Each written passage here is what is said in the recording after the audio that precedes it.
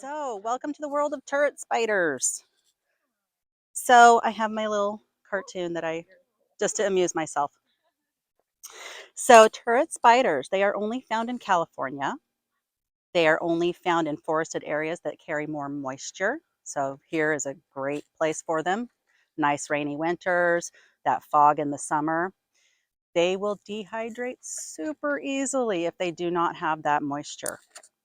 They are related to tarantulas and trapdoor spiders, but they only get about 3/4 of an inch at their largest. When you find one, the opening of their turret, which is going to be a perfectly circular hole, will indicate it'll be determined by their age. So smaller diameter, younger spider. They only hunt at night, so we don't need to worry about them trying to come out and get us. They don't have great eyesight. So what they have to do is at the top of the tower, they will perch there and wait till they sense vibrations coming by. They have little hairs on their body and legs that help sense that vibration. When they do feel something coming by, whether it's a centipede or a roly-poly, whatever bug may have passed over them, they are going to take their very large pickaxe-like fangs, two very large fangs, and they are going to scoop down with their fangs, pierce their food, pull it back up down into their burrow. And there's yum yum dinner. If they miss, they do not chase the prey. They will wait till something else comes by. They do not leave their burrow once it is built. The only caveat to that is the males. Around 9 years of age, 9 years, is when they reach their sexual maturity. So at that time, the males will take their once in a lifetime trip to go find that female that they want to mate with. And they'll never see their home ever again. Not sure why, if they die of just dehydration, or if it's the female, if it's like a Black Widow situation, or if it could be a situation where once they've mated, they've had, they've expended all their energy and now it's done. They don't really know. I was unable to find any of that information. The females, though, once they've reached that age, they will be able to mate every year. In the fall is when that will happen for the rest of their life, which is 16 years. The females live 16 years? 9, yes. So there must be a lot more. There should be, but, got to make more of, you want to keep going, right? So in the fall is when they'll mate and have the babies.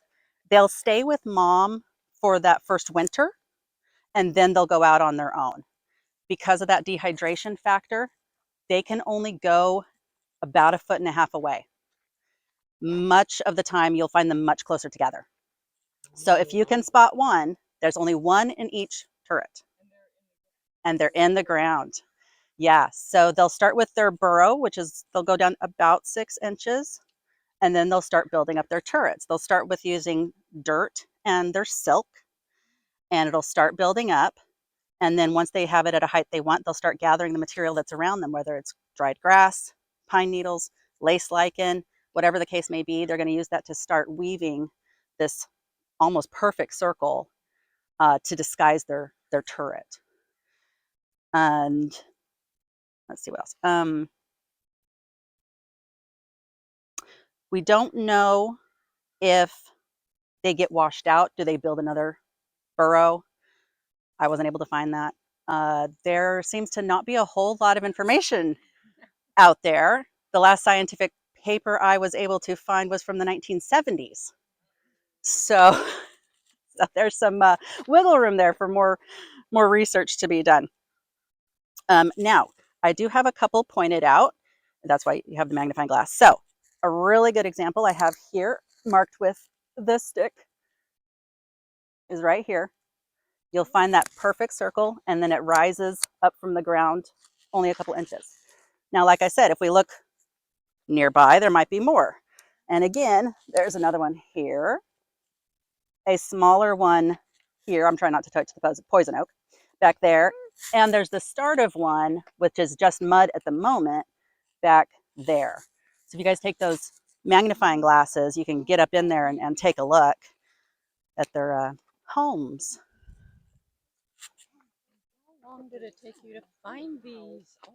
Oh, okay. So good tip. I only come about 10 minutes before the school walk starts to find them. You don't have to come that early because they are always on this hill right here. Always on this hill. You'll find at least one here. And then I have heard Cypress Grove. You can find them there too. But I've always had luck with this stretch. Yeah, it's a perfectly circular hole. Once they see one, they will immediately, there's another one, there's another one, there's another one.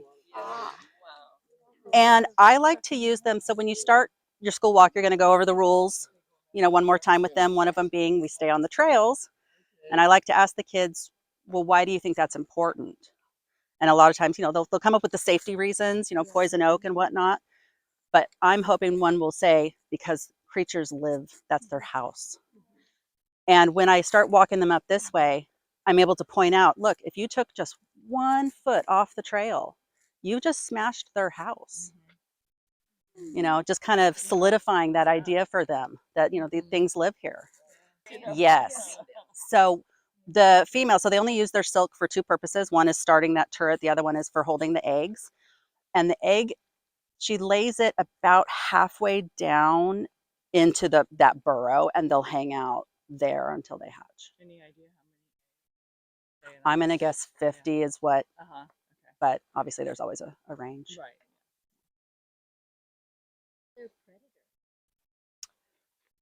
Anything that spots it. I mean, I would think anything that any omnivore or carnivore birds could, but they're going to be, that burrow is about 6 inches deep. So they're pretty safe until they are hunting at night or venturing out in the fall for the males. So they're not poisonous for other animals to eat. No. And the venom in their fangs, it's just enough to kill their prey. It's not enough to hurt. Them. Yeah. Are they favorite prey? Like favorite things they like to eat? Not that I would say it's whatever comes by. And especially because if they don't catch it, they go without food. Because they're not leaving there. Correct. Yeah. They're not going to go chasing after it if they don't catch it that first time. Yeah. And during the day they don't care. Because they're not hunting. Yeah. I did catch a picture of one. It was late afternoon. And I thought, oh, that's just a really good example. I'll take a picture, not expecting anything.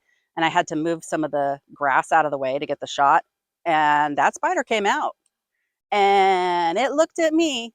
And then it went back in its hole. It was like, mm-mm. You're very That's not, yeah. You're not dinner. Yeah.